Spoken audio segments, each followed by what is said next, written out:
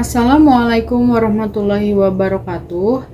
Di sini kami akan mempresentasikan materi tentang tips bagi orang tua dalam menghadapi anak dengan spektrum autis. Nah, kami dari kelompok 6 yang beranggotakan Muhammad Maulidi Akbar, Sri Herliani, Firda, Nurul Hidayah, dan saya sendiri Astrid Zahra Safira, dan juga ada Nadia Fauzia Salsabila. Ya, baik, materi tentang kasus keluarga anak dengan spektrum autis akan dilanjutkan oleh teman saya. Gangguan spektrum autisme dapat diderita oleh anak siapapun tanpa melihat status sosial dan tingkat ekonomi keluarga. Contohnya saja seorang musisi atau penyanyi yang terkenal dengan lagunya yang berjudul Dia, yaitu seorang Anji memiliki seorang anak yang menderita autisme spectrum disorder atau biasa disingkat dengan ASD. Jadi, tidak menutup kemungkinan baik pejabat ataupun masyarakat biasa, baik itu kaya ataupun miskin, juga memiliki kemungkinan yang sama untuk memiliki anak dengan gangguan spektrum autis. Jumlah kasus gangguan spektrum autisme mengalami peningkatan yang signifikan. Jika tahun 2008 rasio anak gangguan spektrum autisme ada 1 dari 100 anak, maka di tahun 2012 terjadi sebuah peningkatan yang cukup memprihatinkan dengan jumlah rasio 1 dari 88 anak saat ini mengalami gangguan spektrum autisme. Jumlah penderita gangguan spektrum autisme di Indonesia diperkirakan mengalami penambahan sekitar 500 orang tiap tahunnya. Pada tahun 2013, diprediksi jumlah penyandang gangguan spektrum autisme mencapai 3 juta orang dengan perbandingan 6 dari 10.000 kelahiran.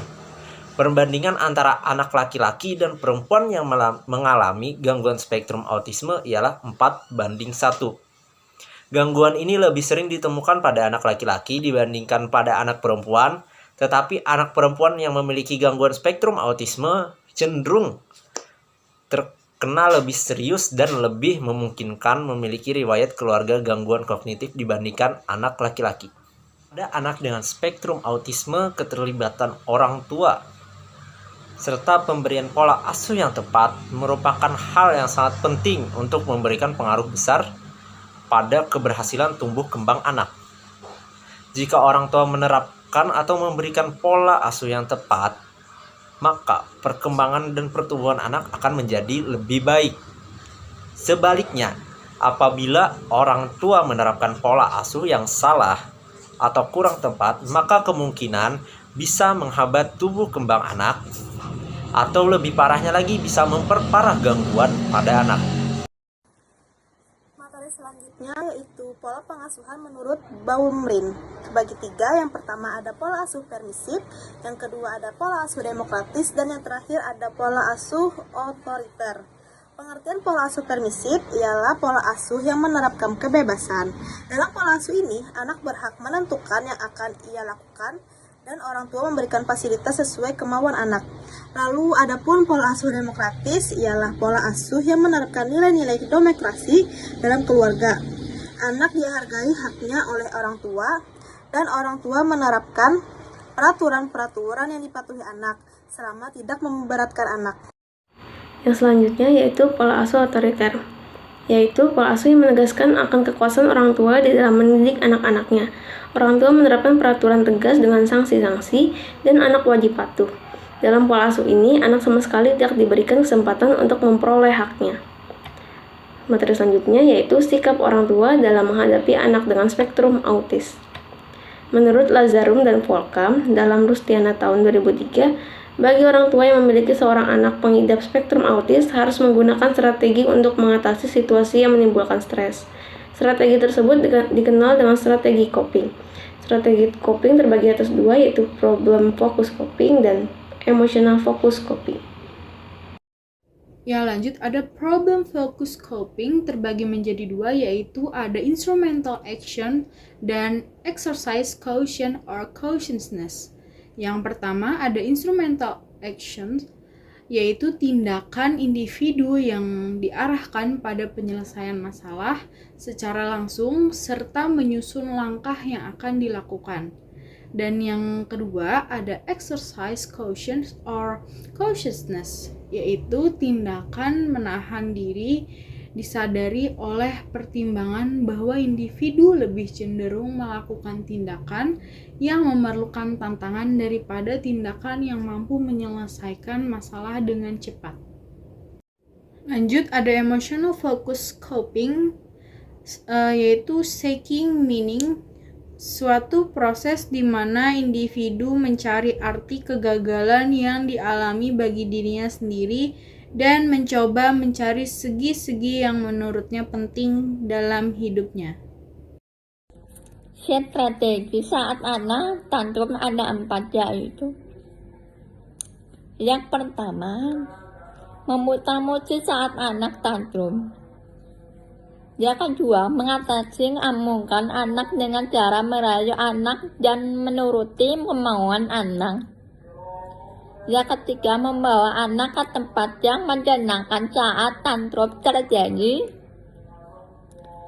Yang keempat, memberikan kertas karton untuk digromeng atau bantal untuk dipukul saat anak tantrum. Selanjutnya, strategi saat anak tantrum adalah mencari penyebab kemarahan anak yang tantrum. Diharapkan orang tua menjauhkan anak-anak dari barang-barang dan meletakkan anak di tempat yang aman saat anak tantrum, membiarkan anak mengamuk sampai anak tenang dan menjauhkannya dari barang-barang berbahaya, menempatkan di suatu tempat yang aman tetapi tidak ada orang dan tidak ada mainan sampai tantrumnya selesai.